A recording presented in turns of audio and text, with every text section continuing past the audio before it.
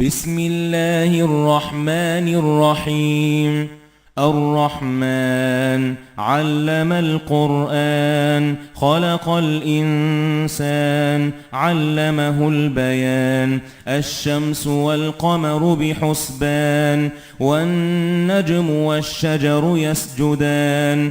والسماء رفعها ووضع الميزان ألا تطغوا في الميزان وأقيموا الوزن بالقسط ولا تخسروا الميزان. والأرض وضعها للأنام فيها فاكهة والنخل ذات الأكمام والحب ذو العصف والريحان. فبأي آلاء ربكما تكذبان؟ خلق الإنسان من صلصال كالفخار وخلق الجان من مارج من نار.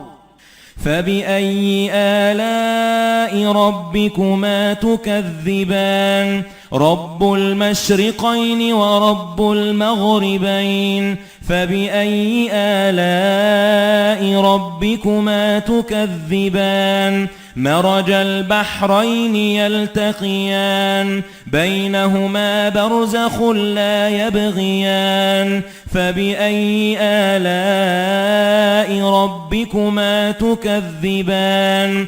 يخرج منهما اللؤلؤ والمرجان. فبأي آلاء ربكما تكذبان؟ وله الجوار المنشآت في البحر كالأعلام. فبأي آلاء ربكما تكذبان؟ كل من عليها فان ويبقى وجه ربك ذو الجلال والإكرام. فبأي آلاء ربكما تكذبان؟ يسأله من في السماوات والأرض كل يوم هو في شأن. فبأي آلاء ربكما تكذبان؟ سنفرغ لكم أيها الثقلان.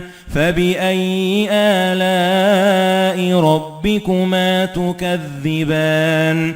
يا معشر الجن والإنس إن استطعتم أن تنفذوا من أقطار السماوات والأرض فانفذوا لا تنفذون إلا بسلطان.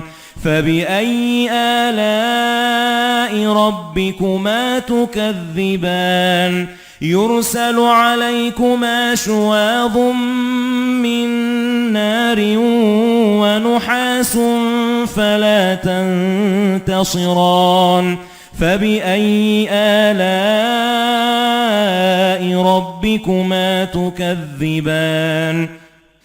فإذا انشقت السماء فكانت وردة كالدهان. فبأي آلاء ربكما تكذبان؟ فيومئذ لا يسأل عن ذنبه إنس ولا جان.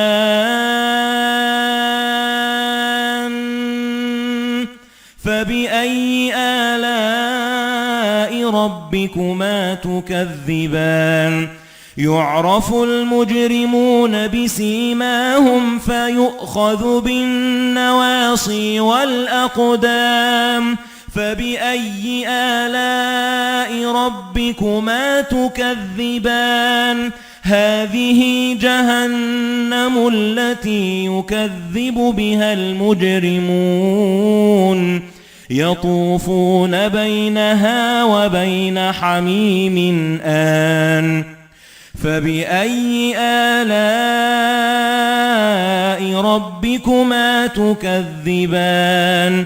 ولمن خاف مقام ربه جنتان فبأي آلاء ربكما تكذبان ذواتا أفنان فبأي آلاء ربكما تكذبان فيهما عينان تجريان فبأي آلاء ربكما تكذبان فيهما من كل فاكهة زوجان فبأي آلاء ربكما تكذبان متكئين على فرش بطائنها من استبرق وجنى الجنتين دان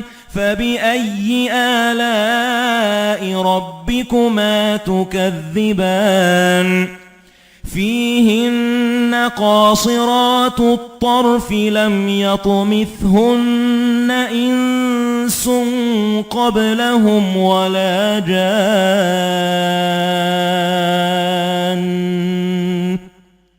فبأي آلاء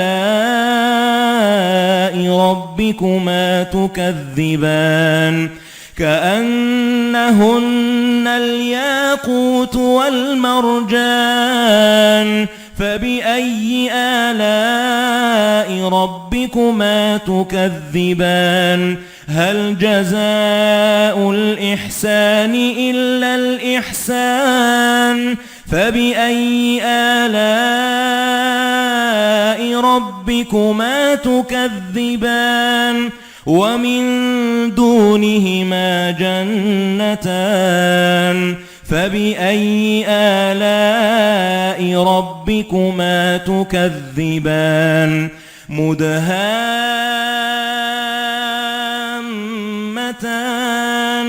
فبأي آلاء ربكما تكذبان فيهما عينان نضاختان فبأي آلاء ربكما تكذبان فيهما فاكهة ونخل ورمان فبأي آلاء ربكما تكذبان فيهن خيرات حسان فبأي آلاء ربكما تكذبان حور مقصورات في الخيام فبأي آلاء ربكما تكذبان لم يطمثهن إنس قبلهم ولا جان فبأي آلاء ربكما تكذبان متكئين على رفرف خضر وعبقري حسان فبأي آلاء ربكما تكذبان تبارك اسم ربك ذي الجلال والإكرام